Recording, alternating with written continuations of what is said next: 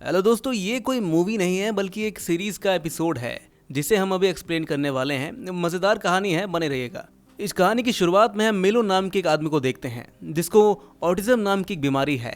मिलो एक औरत को देख रहा होता है और अपने मन में कुछ हिसाब कर रहा था। साथ ही वो अपने आसपास की चीजों को भी देख रहा होता है, जैसे कि एक बस, एक आदमी जो सड़क के किनारे बैठा है और सड़क पर एक गड्ढा और एक साइकिल जो बहुत तेजी से आ रही है। इन सब चीजों को वो ध्यान में रखते हुए मिलो एक पोस्ट बॉक्स पर अपनी पेंसिल रखकर रोड क्रॉस करके दूसरी ओर चला जाता है। ऐसा करने से एक चेन रिएक्शन शुरू हो जाता है। जब एक टैक्सी गड्ढे से गुजरती है तो पानी के छींटों से पेंसिल जमीन पर गिर जाती है और जमीन पर गिरी उसी पेंसिल को देखकर सड़क किनारे बैठा आदमी उसे उठाने जाता है। लेकिन अगले ही पल में वो साइकिल वाला आदमी उस आदमी से टकरा जाता है और एक छोटा सा हादसा हो जाता है। इस हादसे के कारण बस में मौजूद ड्राइवर का ध्यान डिस्ट्रैक्ट हो जाता है और वो ये नहीं देखता कि सिग्नल पर लाल बत्ती जल रही है या नहीं। इस लापरवाही के कारण बस उस औरत से टकरा जाती है जिस पर मिलो नजर रख रहा था। इस तरह मिलो हिसाब लगाकर एक हत्या कर देता है और इसे चालाकी से एक एक्सीडेंट की तरह दिखाता है। अब यहाँ से सीन शिफ्ट होता है। हम ओलिविया नाम की एक लेडी को देखते हैं जो FBI फ्रेंच डिपार्टमेंट में काम करती है। काफी दिनों बाद ओलिविया अपने काम पर लौटी है। पिछले मिशन में उसे सिर में चोट लग गई थी, इसलिए उसे लंबी छुट्टी पर जाना पड़ा। जब ओलिविया हेडक्वार्टर्स पहुंचती है तो चार्ली नाम का एक ऑफिसर उसका स्वागत करता है। चार्ली इस पूरे डिपार्टमेंट का हेड है। इधर FBI चीफ बिशप अपने ऑफिस में किसी से बात कर रहे थे और फिर एक चौंकाने वाला खुलासा होता है। पता चलता है कि ओलिविया असल में एक इंसान नहीं है बल्कि एक क्लोन है। उसे दूसरी यूनिवर्स से लाया गया है। चीफ ऐसा इसलिए करता है क्योंकि पिछले मिशन में ओलिविया की जान चली गई थी। ओलिविया चीफ की सबसे अच्छी एजेंट थी, इसलिए चीफ उसे खोना नहीं चाहता था। इसलिए वो ओलिविया की सारी यादें एक क्लोन में डाल देता है और उसे फिर से जिंदा कर देता है। इसके बाद डिपार्टमेंट के लोगों को उस हादसे की खबर मिलती है जहां एक बस ने एक औरत को टक्कर मार दिया है। चार्ली सभी को बताता है कि पिछले एक हफ्ते से ऐसे हादसे 2 बार हो चुके हैं। ये सब बहुत ही अजीब लग रहा था। ऐसा लग रहा है कि इन हादसों के पीछे कोई इंसान का हाथ है। जिसकी थोड़ी देर बाद टीम उस जगह पर पहुंचती है जहां हादसा हुआ है। वहां पहुंचकर वो आसपास के लोगों से पूछताछ करना शुरू कर देते हैं। इस पूरी जांच की कमान ली नाम के एक ऑफिसर संभाल रहा था। ली का चेहरा पूरी तरह से जला हुआ है। चार्ली उस मरी हुई औरत की जांच करता है। उसके फिंगरप्रिंट से पता चलता है कि उसका नाम नीना शार्प है। फिर ओलिविया बस ड्राइवर से बात करती है। ड्राइवर कहता है कि मैंने आज तक एक चींटी तक नहीं मारी तो मैं एक इंसान को कैसे ही मार सकता हूँ। मैं खुद भी हैरान हूँ कि ये सब आखिर हुआ कैसे। वही हम देखते हैं कि जांच के दौरान ली को क्राइम सीन पर एक पेंसिल मिलती है। ये देखकर वो हैरान रह जाता है। थोड़ी पूछताछ करने पर उसे पता चलता है कि सड़क किनारे बैठा एक आदमी इसी पेंसिल को उठाने गया था और इसी बीच साइकिल से टकरा गया वो, जिससे ली समझ जाता है कि इस पूरे हादसे की शुरुआत इसी पेंसिल से हुई है। ये पेंसिल एक चेन रिएक्शन की तरह है जिसने इस औरत की जान ली है। इसके बाद सभी लोग हेडक्वार्टर्स वापस आते हैं। अब ली और चार्ली पिछले हफ्ते हुए इस हादसे के बीच कोई कनेक्शन ढूंढने की कोशिश करते हैं। पहले तो ली और चार्ली को इन दोनों हादसों के बीच कोई कनेक्शन दिखता ही नहीं, लेकिन अब ली फोटोज ध्यान से देखता है तो उसे हर फोटो में एक पेंसिल जरूर दिखती है, जिससे उसे ये यकीन हो जाता है कि ये दोनों हादसे किसी ने जानबूझकर करवाए हैं। जिसके बाद ली और चार्ली एस्ट्रिड नाम की एक लेडी को बुलाते हैं। एस्ट्रिड इस डिपार्टमेंट की एक बहुत होशियार मैथमेटिशियन है। एस्ट्रिड उनको बताती है कि इतने बड़े हादसे को एक दुर्घटना बताना मुश्किल है, क्योंकि किसी इंसान के लिए इतनी बड़ी चेन रिएक्शन को कंट्रोल करना नामुमकिन सा है। तभी उन्हें एक और हादसे की खबर मिलती है। ऊपर सभी लोग फौरन उस जगह पर पहुंचते हैं। वहां पर वो देखते हैं कि इस बार का विक्टिम बच गया है। पूछताछ करने पर पता चलता है कि एक कुत्ता अचानक बस के सामने आ गया था। तभी इसी बीच ओलिविया की नजर उस लुढ़कती हुई पेंसिल पर पड़ जाती है, जिसे देखते ही वो समझ जाती है कि ये चेन रिएक्शन अभी खत्म नहीं हुई है। जिसके बाद ओलिविया अपने आसपास सभी पर नजर रखना शुरू कर देती है और उसे ब्रिज पर खड़ा मिलो दिखाई देता है। मिलो रोड के उस पार एक आदमी को देख रहा था जो हेडफोन लगाए हुए सड़क पार कर रहा है। तभी सामने से एक एम्बुलेंस आकर उस आदमी को टक्कर मार देता है। ओलिविया अपनी टीम को इसकी इंफॉर्मेशन देती है और फौरन मिलो की ओर दौड़ती है। मिलो ओलिविया को अपनी ओर आता हुआ देख कुछ हिसाब लगाता है और आसपास में खड़ी साइकिल को पुल से नीचे फेंक देता है, जिस वजह से बस अपना रास्ता बदलकर सीधा उस ब्रिज की तरफ बढ़ना शुरू कर देता है जिस पर मिलो खड़ा था। ओलिविया भी इस ब्रिज पर पहुंच जाती है और मीलो पर वो बंदूक तान देती है, लेकिन इससे पहले कि वो कुछ भी कर पाती, मीलो ब्रिज से कूद जाता है और सीधा बस के ऊपर गिर जाता है। ओलिविया कुछ भी समझ पाते इससे पहले मीलो गायब हो जाता है। इसके बाद मीलो घर आता है, जहाँ उसकी बहन उसके लिए बहुत परेशान है।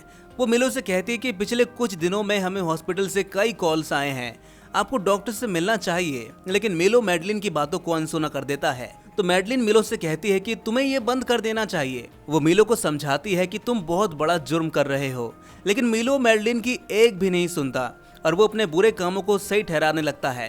तभी मैडलिन उसे एक प्लास्टिक का घोड़ा दिखाती है जो उसकी माँ ने उसे दिया था। ये घोड़ा देखकर मीलो थोड़ा सा अजीब महसूस करता है और उसे अपनी माँ की याद आने लगती है। इधर एजेंट ली को रूटीन चेकअप के लिए हॉस्पिटल जाना पड़ता है और चेंबर में जाने से पहले ली ओलिविया से कहता है कि तुम उन तीनों के बीच कोई कनेक्शन ढूंढो जो हादसे में मारे गए थे।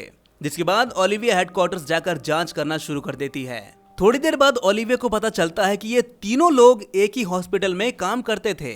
ओलिविया ये सारी जानकारी चार्ली को देती है और दोनों फौरन उस हॉस्पिटल पहुंच जाते हैं। वहां ओलिविया देखती है कि कुछ मरीज उसी तरह की पेंसिल का इस्तेमाल कर रहे हैं जो उन्हें क्राइम सीन पर मिली थी। ओलिविया और चार्ली डॉक्टर लेविन से मुलाकात करते हैं और उन तीनों विक्टिम की तस्वीर दिखाते हैं। डॉक्टर लेविन उन्हें पहचान लेता है और बताता है कि ये लोग एक खास प्रयोग का हिस्सा थे। इस प्रयोग में दिमागी बीमारी से पीड़ित लोगों का इलाज किया जाता है और उन्हें एक खास तरह की दवाई दी जाती है जिससे उनकी दिमागी क्षमता बढ़ जाती है। फिर इस प्रभाव को कम करने के लिए एक और प्रक्रिया की जाती है। फिर डॉक्टर लेविन उनको कुछ वीडियो दिखाता है। इनमें से एक वीडियो में ओलिविया मीला को देख लेती है। तभी डॉक्टर बताता है कि मीलो भी इस प्रयोग का हिस्सा था। इस प्रयोग के बाद मीलो को उसकी बहन के साथ घर भेज दिया गया था और उसे एक हफ्ते बाद वापस आना था, लेकिन उसने मना कर दिया और अपना फोन भी बंद कर दिया। अब ओलिविया और चार्ली मीलो की बहन से मिलने जाते हैं।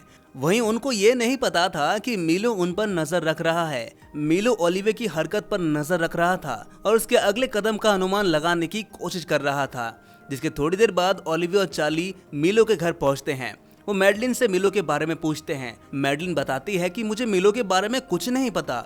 तो ओलिविया और चार्ली को शक हो जाता है कि मैडलिन उनसे कुछ छिपा रही है। तब ओलिविया मैडलिन को मीलो के अपराधों के बारे में बताती है और उसे समझाते हुए कहती है कि मीलो का आजाद घूमना बहुत ही खतरनाक हो सकता है। इसी बीच जब चार्ली घर में कुछ चीजें देख रहा होता है, तभी ओलिविया मैडलिन को बताती है कि उसकी बहन अब नहीं रही। मैडलिन भी अपनी माँ को खो चुकी है और दोनों की कहानियां मिलती जुलती हैं। फिर मैडलिन ओलिविया से मीलो के बारे में कुछ जानकारी शेयर करती है।